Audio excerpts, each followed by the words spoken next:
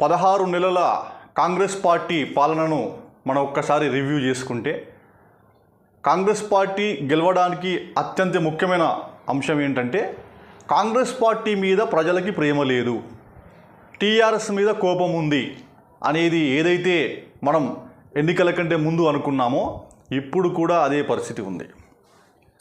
కేసీఆర్ లాంటి మహారాజకీయవేత్తను వ్యూహాత్మక ఎత్తులకు పై ఎత్తు వేసే రాజకీయ నాయకుడిని ఢీకొనడం అనేదే కాంగ్రెస్ పార్టీ సాధించిన మొదటి విజయం.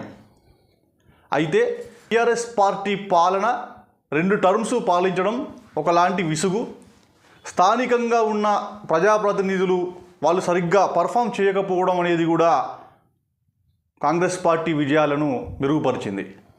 ఇప్పటికీ కూడా 100 మార్కులు కేసీఆర్కి పడతాయి. ఇప్పటికి కూడా ప్రజలకి కేసీఆర్ మీద ఎటువంటి కోపం ఇప్పటికి కూడా లేదు.